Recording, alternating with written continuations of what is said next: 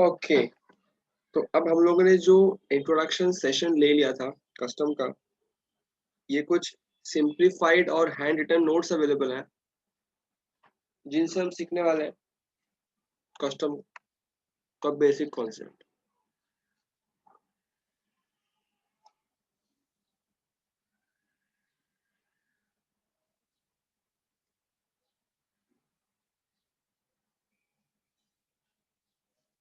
Okay, अच्छा ये by mistake custom ई लिखा हुआ है, कस्टम ई कुछ नहीं होता है, कस्टम ही होता है, ठीक है, तो ये ध्यान मत देना। फाइन, तो यहाँ देखो हम इस चैप्टर में क्या क्या सीखने वाले हैं। एक हम सीखने वाले हैं कि कस्टम एक्ट किस तरह से बना है और उसमें क्या है। एक हम सीखने वाले हैं इंपोर्ट और एक्सपोर्ट ऑफ गुड्स का क्या मतलब होता है। एक हम सीखने वाले हैं टाइप्स ऑफ गुड्स, और एक हम सीखेंगे कि कस्टम ऑफिसर का अपॉइंटमेंट किस तरह से होता है। तो चलते हैं, स्टार्ट करते हैं। कोई जरा रीड करना चाहे इस इंट्रोडक्शन को, जोर से रीड करना है।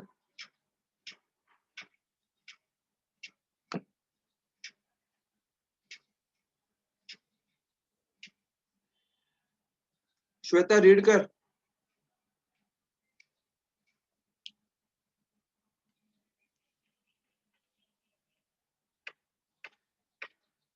Yes, sir.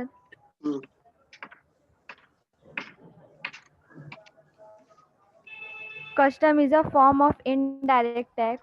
Standard English Dictionary defines the term custom as a duty imposed on imported or less commodity export goods.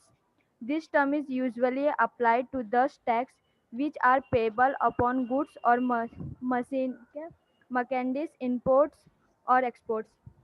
ये देखो, ये वही जो लास्ट टाइम बताया था, कस्टम क्या है, इनडायरेक्ट टैक्सेशन है।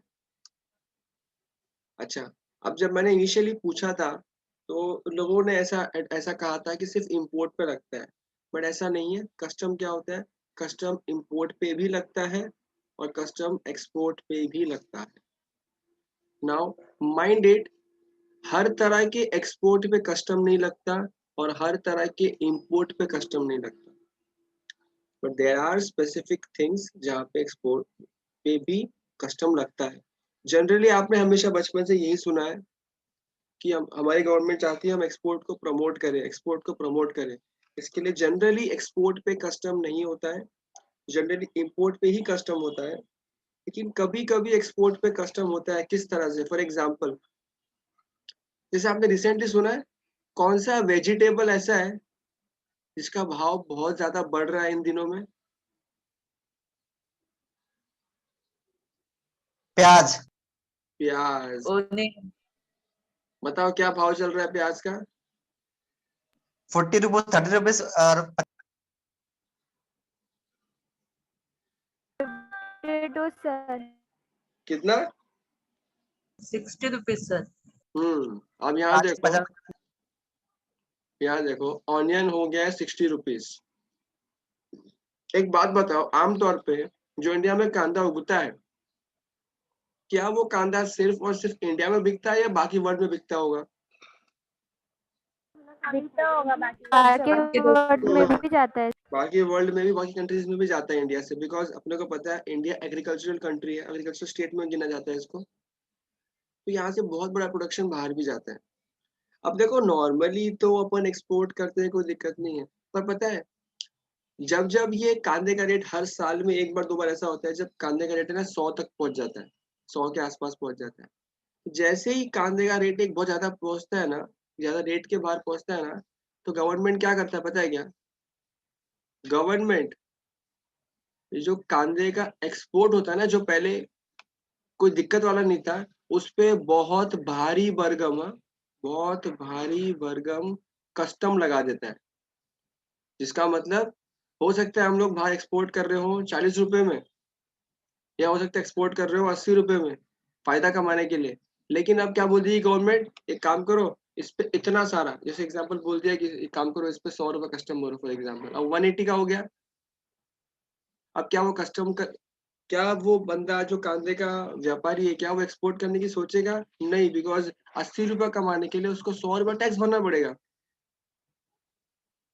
ऐसे ही कुछ नीड के हिसाब से, कुछ जरूरतों के हिसाब से गवर्नमेंट एक्सपोर्ट पे भी कुछ कुछ जगह पे कस्टम लगाती है, एक्सपोर्ट ड्यूटी लगाती है, ताकि हमारे देश की रिक्वायरमेंट फुलफिल हो जाए। सोचो अगर हम लोग अभी भी माल एक्सपोर्ट करते जाएंगे बाहर के देश में, तो ये फिर तो क्या होगा, जो डिमांड एंड सप्लाई का जो भी रेशियो है वो तो हमेशा खराब होते जाएगा। अब जब वो और खराब होते जाएगा तो कांदा और महंगा होते जाएगा। इसीलिए एक्सपोर्ट को डीमोटिवेट करने के लिए यहाँ पे इस तरह की चीजें लाई जाती है। तो इन शॉर्ट मेरा कहने का मतलब सिर्फ इतना था कि किसी को ऐसे मत कह रहा है कि कस्टम सिर्फ इम्पोर्ट पे लगता है। इंपोर्ट एक्सपोर्ट दोनों पे लगता है, सरकार किस पे लगाती है वो उसकी मर्जी है। हालांकि इंपोर्ट पे ज्यादा लगता है और एक्सपोर्ट पे कुछ चीजों पे जहाँ नीड है वहां पे लगता है। समझ में आया ये पॉइंट? Yes, sir. ओके, अब चलते हैं आगे। ये है आपका कस्टम एक्ट, जो मैंने आपको लास्ट टाइम सिखाया था कि पुराने जमाने की टाइम है जहाँ मर्चेंट जब एंटर होता था किंगडम में तब गुड्स दिया करता था गिफ्ट की तरह, और आज उसी चीज को फॉर्मलाइज होकर क्या बना दिया गया है, कस्टम ड्यूटी बना दिया गया है। अच्छा, now what is custom duty? Custom duty is imposed under Custom Act formulated in 1962। तो ये अगर आपका एग्जाम एमसीक्यू में हुआ तो याद रखना, ये पूछ सकते हैं कब बना था custom act, 1962। The Custom Act 1962 is a basic statute which governs entry or exit of different categories of vessels, crafts, goods, passengers, etc. into or outside the country. The act extends to whole of India. Obviously कहानी है, India का कानून है, पूरी India में चलेगा ही चलेगा। अब यहाँ देखो क्या बात किया है, different categories of vessel, aircraft, goods, passenger. मतलब एक बात समझ में आ रही है, ये कस्टम इंपोर्ट या एक्सपोर्ट ऑफ गुड्स पे लग रहा है।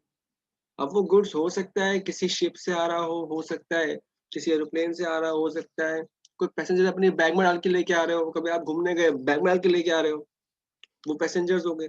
किसी भी फॉर्म में आ सकता है, बट अगर कस्टम डिसाइड किया है गवर्नमेंट ने तो वो कस्टम आपका लगेगा ही लगेगा।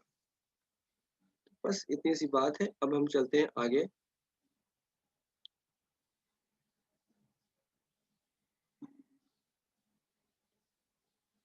अब है ना, ये फर्स्ट चैप्टर में बहुत सारे बेसिक चीजें अपन सीखने वाले हैं जो कि इतनी इंटरेस्टिंग नहीं है, बट आगे जाके हर चीज में यही चीजें काम आने वाली है डिटेल के अंदर। अच्छा, कोई चैट पे मत भेजो यार, जो भी बोलना है ना आप मुंह से बोलो, बिकॉज बाद में चैट पढ़ नहीं पाऊंगा। ये क्या भेज रहे हैं 50 60 पता नहीं क्या है। जो भी है सीधा मुंह से बोलो, कोई इशू नहीं। ओके, हाँ तो हम लोग क्या करने वाले हैं, हम लोग कुछ इंपॉर्टेंट टर्म्स सीखने वाले हैं इस फर्स्ट चैप्टर में, जो कि बाकी पूरे कस्टम में जगह जगह काम आने वाला है। क्योंकि जहां जहां लिखा होगा इंपोर्ट इंपोर्ट इंपोर्ट इंपोर्ट, तो बार बार थोड़ी बताऊंगा इंपोर्ट मतलब क्या होता है। तो यहाँ देखो इंपोर्ट मतलब क्या लिखा है, अब ध्यान से देखो।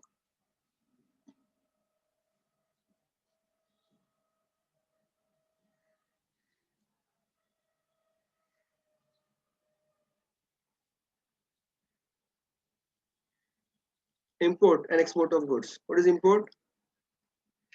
Bringing goods to India from any place outside India is import of goods. बहुत सिंपल है समझने के लिए। तो कोई भी गुड्स जब हम इंडिया में लेके आ रहे हैं, कहाँ से ला रहे हैं इंडिया में? इंडिया के बाहर से ला रहे हैं, उसे हम क्या कहते हैं? import of goods. Import being when goods enter into India territorial waters 12 nautical miles. It continues as long as goods are under custody of customs. It is concluded only on removal of goods for home consumption on payment of duty. अब देखो ये चीज क्या है, इसको मैं समझाने के लिए तुम्हें ले चलता हूँ मेरे सॉफ्टवेयर में।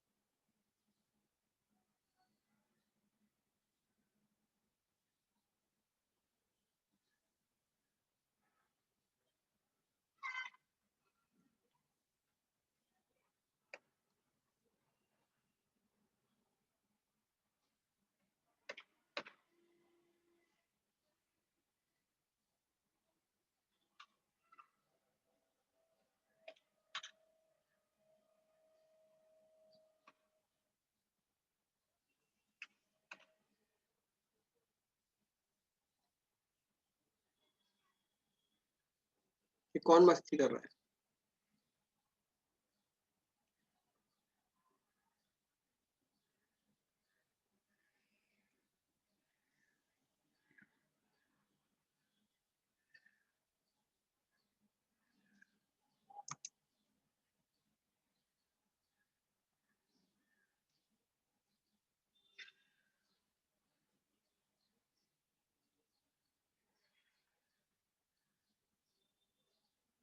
Okay, have a look. ये देखो ये आपका इंडिया है,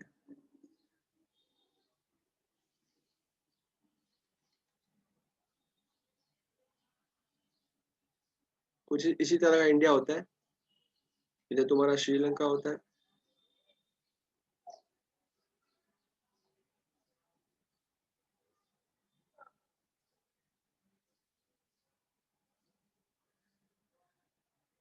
फाइन। अब देखो ये इंडिया के चारों तरफ क्या है?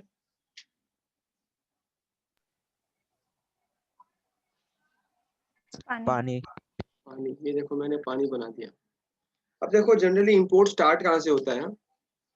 ये इंडिया के बाहर पानी तो बहुत दूर दूर तक पानी है, लेकिन ये जो डिस्टेंस है इंडिया की बाउंड्री से, जो डिस्टेंस है ना, फर्स्ट नॉटिकल 12 नॉटिकल माइल्स, ये सब आ सकता है, इंपॉर्टेंट है और तुम्हारे जिंदगी के लिए भी जरूरी है। जो फर्स्ट 12 नॉटिकल माइल्स है, यहाँ से कस्टम शुरू होता है। एग्जाम्पल इसका मतलब, ये सपोज करो कोई शिप है, कोई शिप है, ये शिप आ रहा है आ रहा है आ रहा है आ रहा है। जब ये यहाँ पे जब ये यहाँ पे जब ये यहाँ पे एंटर कर देगा और यहाँ पे प्रोसीड कर रहा है आगे, तो यहीं पे क्या हो जाएगा? Import import procedure will start. अच्छा सर, ये इंपोर्ट प्रोसीजर खत्म कब होगा? जब ये इंडियन बाउंड्री पे पहुंच गया, क्या तब खत्म हो जाएगा? The answer is no. यहाँ पे क्या होगा? अब सपोज करो यहाँ पे जब ये पोर्ट पे जाएगा, तो यहाँ पोर्ट पे कुछ पोर्ट के प्रोसेस है जो आगे आने वाले हैं अपने किसी फर्दर पार्ट में। इस पोर्ट के प्रोसेस में क्या होगा? इस पोर्ट के प्रोसेस में एक हमारे भाई साहब बैठे होंगे, जो कौन होंगे? Custom officer. ये कस्टम ऑफिसर या कस्टम ऑफिस जो होगा, यहाँ पे जब आप ड्यूटी भरेंगे, जब आप ड्यूटी भर देंगे, duty for what? Custom duty for home consumption. ये नाम याद रखना, ये नाम बार बार आएगा, ये नाम बहुत इंपॉर्टेंट है। जब तक custom duty for home consumption नहीं भरा जाता, तब तक इंपोर्ट प्रोसेस कंप्लीट नहीं होता। ठीक है, तो बस 12 नॉटिकल माइल्स जब शुरू होते हैं वहां से इंपोर्ट शुरू होता है, और खत्म कब होता है, जब आप custom duty for home consumption भर देते हैं। ठीक है यहाँ तक?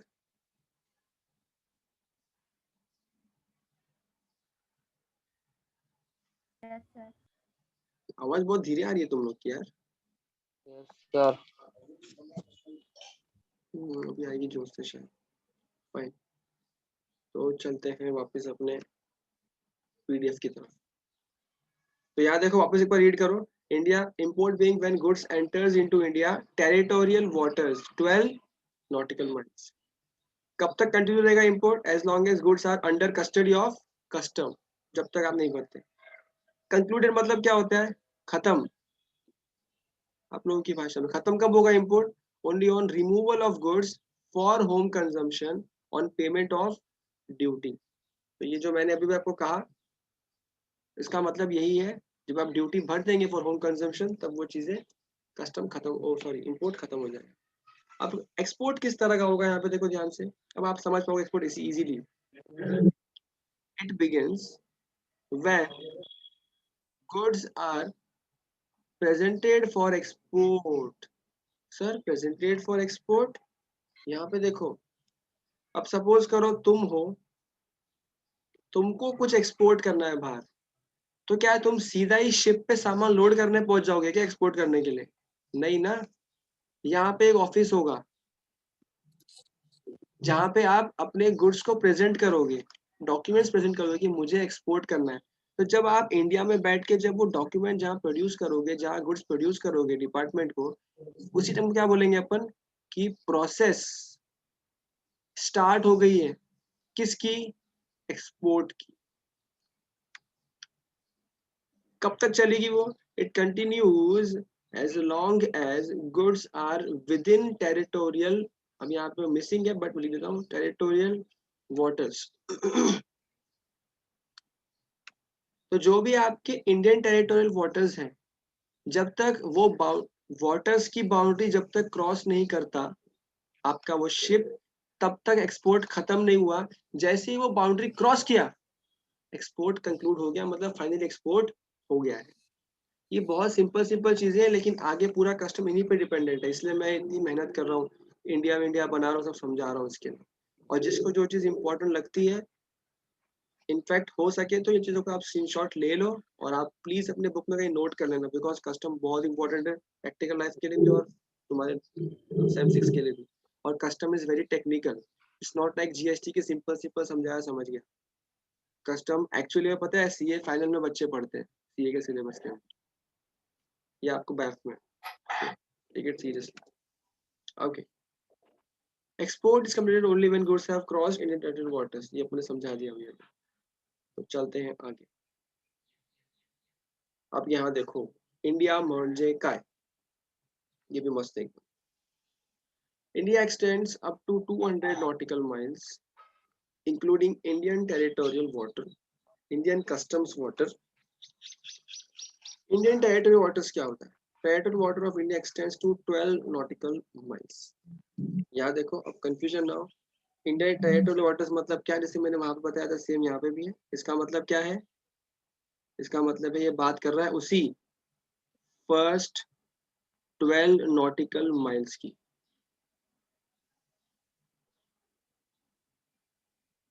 इंडियन कस्टम वाटर्स क्या होता है? The limit of exclusive economic zone is 200 nautical miles from the nearest point of baseline. Therefore, Indian custom waters extend to total 200 nautical miles from baseline. Custom officers authorized to search, seize and arrest any person, any other provisions of the act will not be applicable। अब देखो यहाँ पे बहुत important बात सिखाता हूँ, थोड़ा सा आगे चलते हैं और एक इंडिया और बनाते हैं।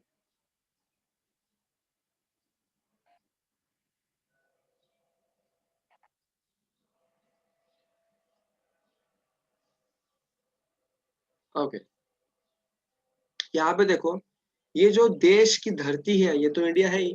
अब हमको सिखाया जा रहा है कि इंडिया और कहाँ तक सीमित है। तो ये क्या बोल रहे हैं, ये जो पानी अपन ने बात किया था, ये जो पानी अपन ने बात किया था, ये जो स्टार्टिंग का फर्स्ट 12 नॉटिकल माइल्स है, ये तो क्या है? ये तो है इंडियन टेरिटोरियल वाटर्स।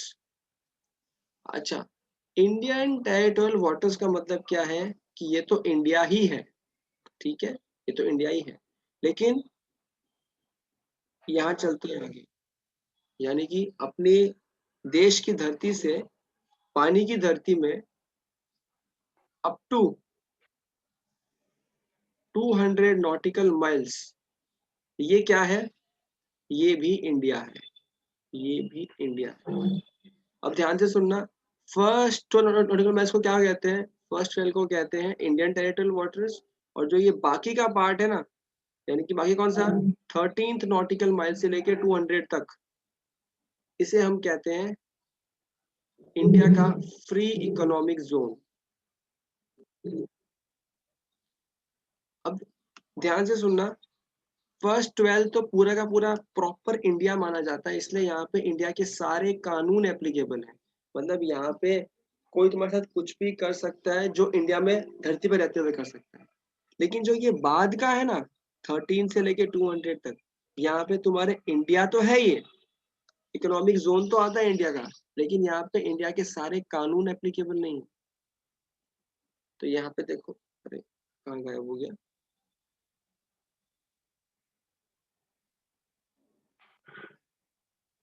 तो यहाँ पे फिर चलता हूँ तुमको यहाँ पे लेके मैं।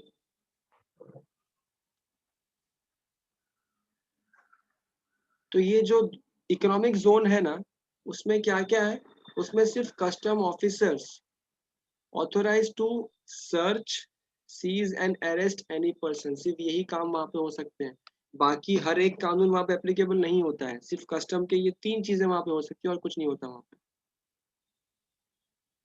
समझा गया? हालांकि ये सब एमसीक्यू के लिए भले इंपॉर्टेंट हो और रियल लाइफ में थोड़ा इंटरेस्टिंग मुझे तो लगता है, तुम्हारा पता नहीं। चलो आगे। हाँ सर। सर लास्ट वाला पॉइंट एक बार रिपीट करो ना। बोलना क्या पॉइंट, सीधा क्वेश्चन पूछ, ऐसा रिपीट मत बोल, पूछ प्रॉब्लम क्या है। सर जो कस्टम वाटर्स है ना, एक बार वो एक्सप्लेन करो ना सर। कस्टम वाटर्स ये रहा, तेरे धरती से लेके हाँ सर, ये वाला। माइल्स तक, ये तेरा कस्टम वाटर्स है, और इसको हम लोग इंडिया का ही पार्ट मानते हैं। फर्स्ट 12 इंडियन टेरिटोरियल वाटर्स है, और बाकी 200 तक इकोनॉमिक जोन है। बस इतना सिंपल सा ही है। तो मैं यहाँ वहाँ का जो कहानी बताया सिर्फ तुम लोगों को बेटरमेंट के लिए बताया, बाकी ऐसा सिलेबस का पार्ट तो इतना ही है। ओके, सर आपने लास्ट वाला बताया ना, सीज जो वो वाला, ये वो सब वाला आगे part आएगा, में। ये सर्च, सीज और अरेस्ट क्या होता है, सब आगे आएगा। फिलहाल सिर्फ इंट्रोडक्शन है कि इंडिया का मतलब क्या होता है, ऐसा। Okay sir. ओके,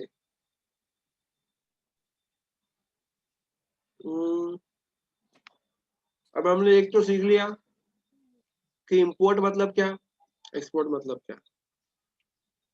फिर हमने सीख लिया कि इंडिया मतलब क्या है इस एक्ट के अंदर। अब हम सीख रहे हैं कि गुड्स का मतलब क्या होता है इस एक्ट के अंदर, गुड्स म्हणजे काय। तो यहाँ देखो, एयरक्राफ्ट, एयरक्राफ्ट क्या होता है, वो यहाँ तुम्हारा प्लेन। वेसल्स, अब सर ये वेसल्स क्या होते हैं, बड़े, तुम्हारी भाषा के समझ लो, जो बड़े बड़े शिप्स होते हैं ना, बड़े बड़े शिप्स जो ट्रांसपोर्ट में काम लेते हैं, उनको वेसल बोलते हैं। तुम्हारे लिए काफी है। व्हीकल तुमको पता ही है क्या होता है। तो वेसल, एयरक्राफ्ट एंड व्हीकल, आपको कब इनको गुड्स मानना है, if brought to India permanently. Suppose करो एक फ्लाइट है, एक फ्लाइट है, या सपोज करो एक प्लेन है, उस प्लेन को हमने खरीदा है यूएस से, और अब हम उसको इंडिया में लेके आ गए हैं। तो क्या वो प्लेन गुड्स माना जाएगा? The answer is yes. लेकिन सोचो, वो प्लेन इंडिया में आया है सिर्फ अपने पैसेंजर्स को छोड़ने के लिए, और वो वापस चले गया, तो क्या उस केस में उसको गुड्स मानेंगे? The answer is no. No sir. Simple सी कहानी है, क्योंकि ऐसे तो हाँ सर। पूरे वर्ल्ड की बहुत सारी प्लेन, बहुत सारे वेसल और बहुत सारे व्हीकल इंडिया आते हैं, क्या वो हमेशा के लिए इंडिया आ रहे हैं? The answer is no. वो तो सिर्फ अपना कुछ काम या गुड्स डिलीवर करने के लिए या पैसेंजर को छोड़ने के लिए इसीलिए आ रहे हैं। अगर छोड़ के वापस जा रहे हैं तो वो प्लेन, वो वेसल, वो व्हीकल गुड्स नहीं है। उसके अंदर है वो गुड्स हो सकता है, बट वो वेसल या वो प्लेन तो गुड्स नहीं है। बस वही लिखा है। गुड्स कब मानेंगे, गुड्स कब नहीं मानेंगे, जो मैंने आपको बता दिया वही चीज यहाँ पे लिखी है। नेक्स्ट बात करते हैं बैगेज की। अच्छा, ये यहाँ पे फिर स्पेलिंग मिस्टेक है, ये थोड़ा सा चीजें कट गई है। ये क्या है? This is belonging.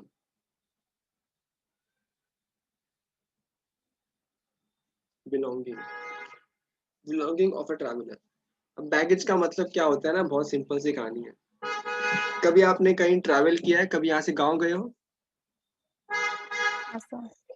Yes sir. जो अपन लगेज कैरी करते हैं ना, लगेज, उसका ही अच्छा वर्ड क्या है? बैगेज। ठीक है। अच्छा, अब जब हम प्लेन में ट्रैवल करते हैं फॉर एग्जांपल, तो हम लोग एक बैग कैरी करते हैं, कुछ सामान कैरी करते हैं, उसी को बैगेज बोलते हैं। अब यहाँ पे देखो ध्यान से, मैंने बता दिया मतलब। बिलोंगिंग जो आप साथ में कैरी करते हो, जो बैग, किसका? ट्रैवलर का, वही क्या है? बैगेज। नाउ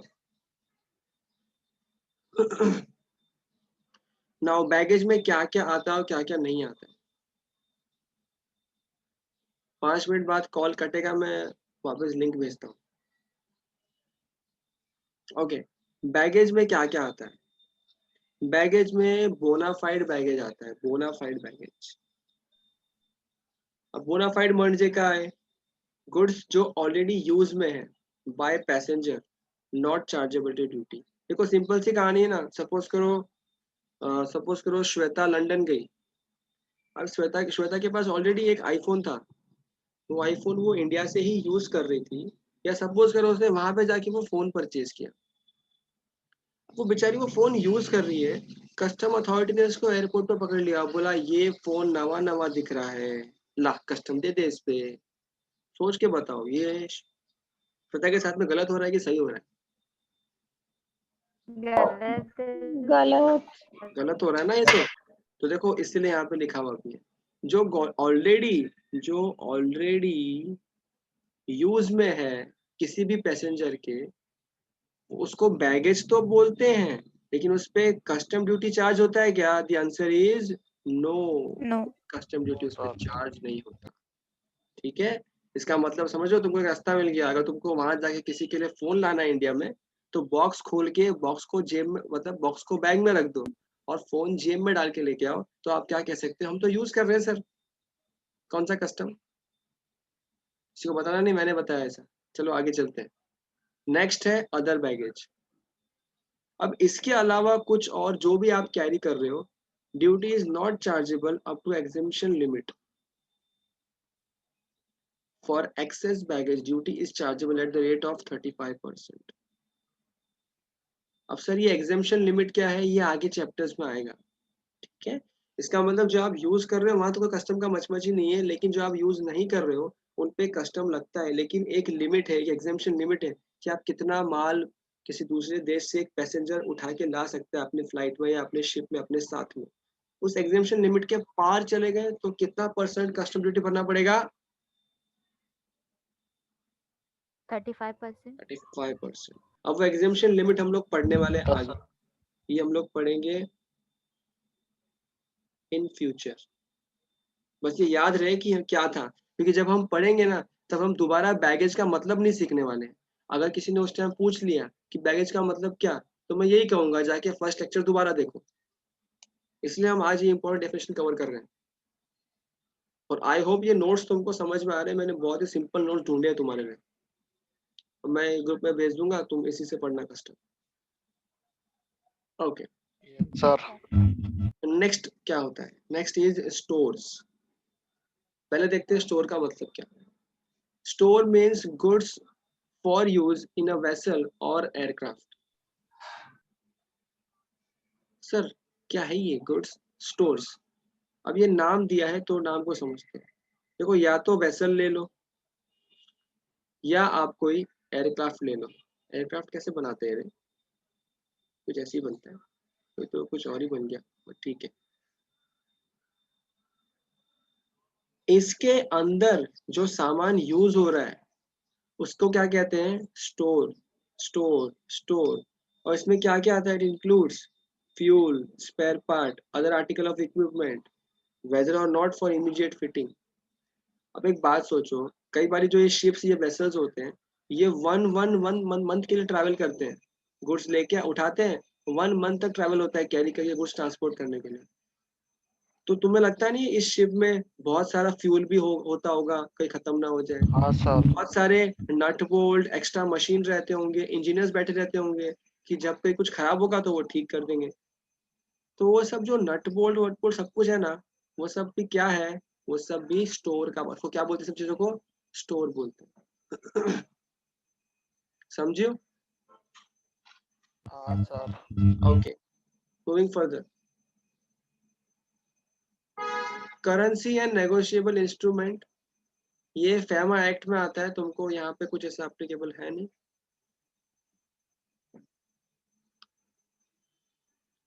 ये छोड़ दो।